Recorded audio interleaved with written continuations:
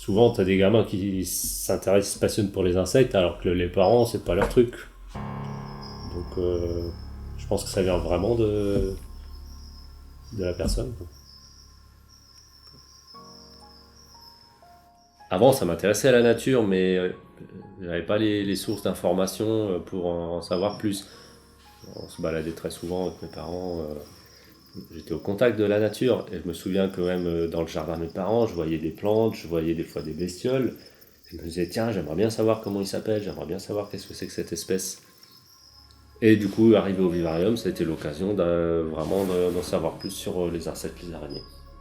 Sur le terrain, quand je me baladais, je faisais plein d'observations. J'avais envie de connaître, d'identifier toutes les espèces, de connaître leur nom, leur vie. Un intérêt presque obsessionnel en fait.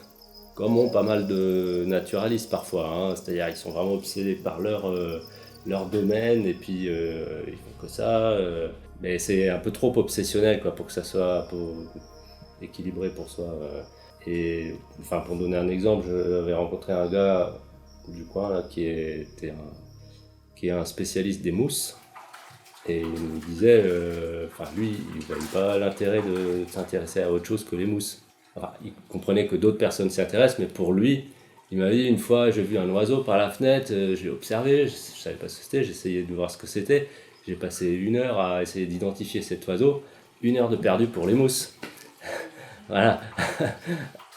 C'est super qu'il y ait des gens qui soient spécialisés des mousses et puis qui les connaissent à fond et puis qui font toutes les découvertes qu'il y a à faire. C'est super qu'il y ait des spécialistes de tous les domaines. Moi, je me voyais déjà un peu plus généraliste, euh, même si j'ai approfondi quand même la botanique et les araignées. Et au niveau des insectes, j'étais un peu plus sur les orthoptères, criquets, sauterelles, grillons. Je voulais pas me perdre dans un domaine alors qu'en fait, la nature, tout est lié.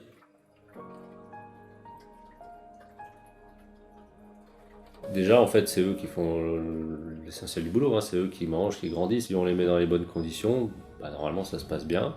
Ils se développent, ils se reproduisent, il y a des nouvelles générations. Si on n'a pas les bonnes conditions, soit parce qu'on a fait une erreur, soit parce qu'on connaît peut-être pas, qu'on est juste en train d'expérimenter, bon, bah ça peut ne pas marcher.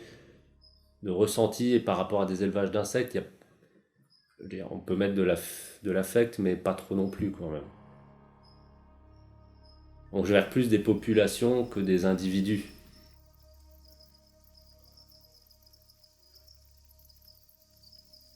Les gens vont plus tomber amoureux d'un panda, d'un bébé lion, d'animaux avec des poils et qui nous ressemblent un petit peu. Un phasme qui marche comme ça, qui n'a pas l'air expressif, quoi. Ça ressemble presque à des petits robots, des petites machines, des insectes. C'est assez mécanique du fait de leur squelette externe.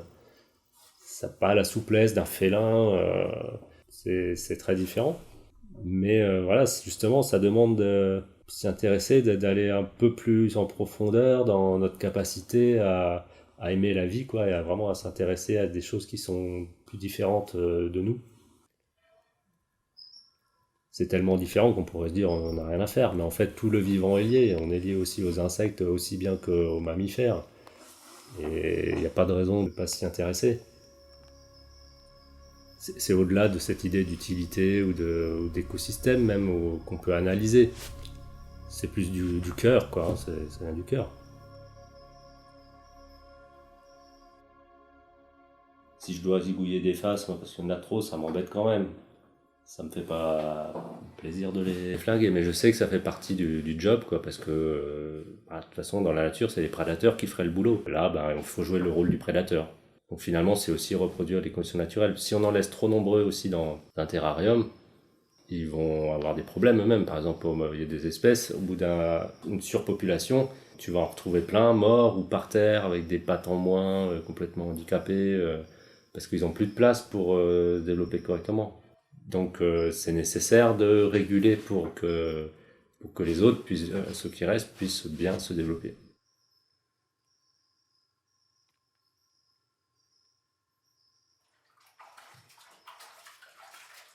On a tendance à dire je suis dans la nature, mais de dire ça, ben, quelque part, je m'extrais de la nature. Je l'observe et je ne suis pas partie prenante, je ne suis pas dedans. pas responsable quelque part. C'est comme si je regardais un tableau ou un film. Voilà, je suis un peu extérieur. Donc même pas du coup d'être passionné ou intéressé, mais simplement je suis de la nature. Donc quelque part, je m'intéresse, en m'intéressant aux insectes, je m'intéresse à moi-même. Tout est un seul élément. Un seul élément, mais très diversifié. Que pour vraiment réharmoniser la relation entre l'humain et la nature, ça demande que l'humain regarde à l'intérieur de lui qu'est-ce qui ne va pas en lui et qui s'occupe d'abord de cet écosystème-là pour pouvoir ensuite avoir quelque chose, un impact positif dans son discours, dans ses actions de sensibilisation et de protection de la nature.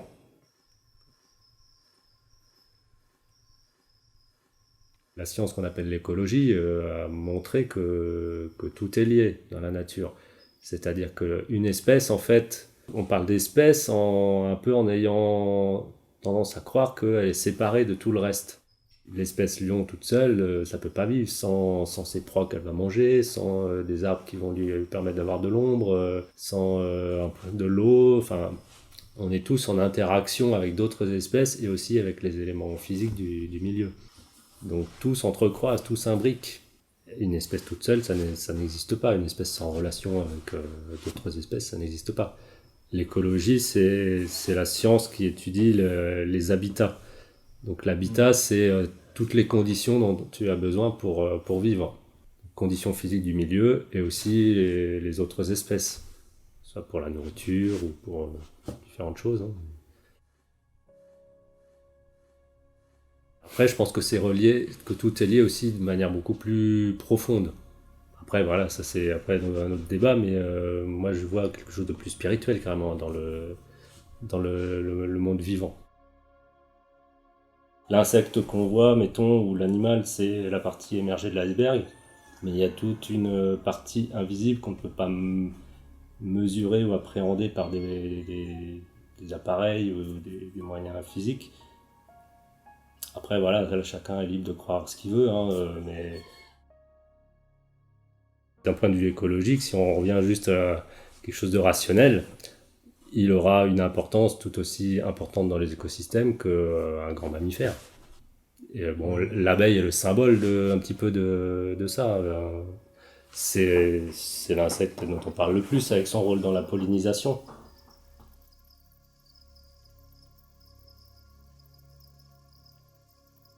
Dès que quelque chose est vivant, s'il est vivant, il a le droit de vivre, qu'il soit utile ou pas pour l'homme. Quand on parle d'utilité, c'est souvent, c'est notre ego. Hein, est-ce qu'il est utile pour l'homme? Après, est-ce que l'homme il est utile à quelque chose ou à quelqu'un d'autre? On se pose pas la question. Voilà. Donc, moi, je vois pas les choses comme utiles et inutiles. Un être vivant, s'il est vivant, c'est qu'il a déjà gagné le droit de vivre.